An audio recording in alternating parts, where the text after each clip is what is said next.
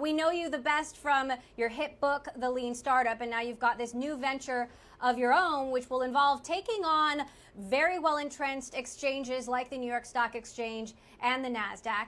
How and when do you expect this to kick off? And is in the middle of a pandemic really the right time? Thank you very much, and appreciate the kind words. You know, if it was not for the pandemic, we would have been live by now with our trading platform. I've been working on this project coming up on 10 years, so it truly has been a long-term venture.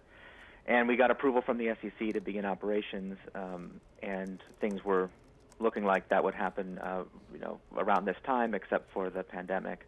With financial markets the way they're at, and especially with the stress and pressure that both the member firms, the banks, and the regulators are under, we didn't feel like it was really safe to have people try to launch the exchange now. So we're in a bit of a holding pattern as we see how financial markets unfold. But the good news is we put long-term right in the name of the company, so everyone knows to be patient. So even with the COVID delays, I'm wondering, we have a lot of these companies across America that when they're thinking of their stakeholders, there are a lot of layoffs happening right now. Employees are a major stakeholder. So how much are companies willing to think about the long term while they're focused on the short-term margin pressure here? You know, it's a really interesting timing because that conversation about stakeholders was just starting to take off, and I think when times are good, when we're in the boom times, as you say, as margins are expanding, it's easy to have lofty rhetoric about taking care of stakeholders.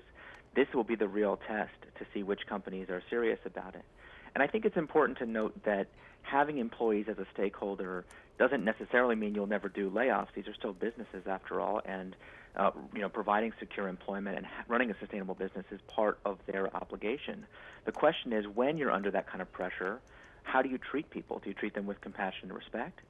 And secondly, do you cut the very things that will enable you to finance the recovery when it does come? So I've been keeping a close eye on the companies that I'm talking to, advising, are they cutting R&D spending? Are they kind of pulling back from their larger vision? Or are they trying to sow that seeds of future prosperity? So what kind of firepower do they have to sow those seeds, as you say, of future prosperity, especially because the margins are so compressed? Do they have any money left over to think about the longer term plans, the stakeholders, the environment, the things around them that are not just their shareholders? The advice I've been giving to companies is this is the time to reaffirm that people come first and not just have that be an empty mantra. The reason it matters, and this is an old lesson going all the way back to Deming in the early 20th century, is that your suppliers, your vendors, your employees, your customers, how you treat them in a crisis is something they will remember for the rest of their lives. And so companies that have this short-sighted view that feel like they can use this opportunity to squeeze, to cut costs, to treat people unfairly, maybe they can get away with it in the short term. Everyone's distracted with COVID. Bad press isn't what it used to be, et cetera, et cetera. It is possible. But boy, are people going to remember, and it won't be that long from now when we'll be competing for talent again, where brand reputation will matter more than anything, and where we're going to try to grow those margins and grow, share of customer wallet, share of mind share. Those moments are coming not that long from now, and the way we treat people now will set us up or not when the recovery comes. Eric, it was just months ago. We were still flying high in a bull market here, and we saw a lot of money pour into Silicon Valley and a lot of corporate governance issues. You saw a lot of those issues play out when it came to WeWork in particular. When you're looking at Silicon Valley now, has some of that behavior reined in now that the investing environment has changed? It hasn't been as dramatic as you might think. I think it's important to see things like those governance issues as a really extreme reaction to an extreme problem. And yes, there's been some bad actors, but I think on the whole, founders of these companies, they are looking for a way to preserve their culture, preserve their ability to think long term while still accessing public markets. And the solutions that have been put forward in the past, I kind of view as very binary. One stakeholder rules over the other arbitrarily. The idea with LTSE was to try to paint a middle ground, to say, hey, there's a better, more principled kind of governance that's available, and the really good companies should want to do that because it sets them up to be true partners with their long-term investors over the life of their company. Now, Eric, for so many years, you've been telling companies to stay lean. Obviously, with your book, the lean startup. And now that we're seeing huge chunks of companies just disappearing, Airbnb laying off 25%, Uber laying off 14%, and probably more to come, Lyft laying off 17%. You're seeing these companies get leaner than ever. And I wonder if you would advise them to stay lean over the long term and not invest too much in the future when they have so much uncertainty ahead.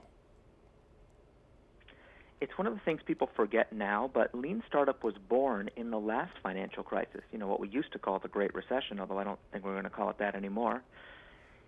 And in those years, people used to ask me for advice about how to figure out the level of spending that would make sense. And of course, when your investors are pressuring you to cut back, and the purpose of Lean Startup was to give managers, founders, but also executives, an answer to this question of what is the right level of spending. So I would say in good times and bad, what we want to do is invest in those things that allow us to react with agility, to learn what customers really want, to be scientific in our decision making, and to be very responsive to customer needs.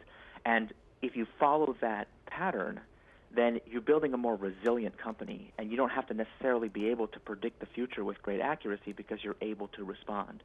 And I think what you're seeing in a lot of companies that are making layoffs now is a lot of regret about having hired folks in a more rigid, planning-based way that wasn't really true to their startup roots.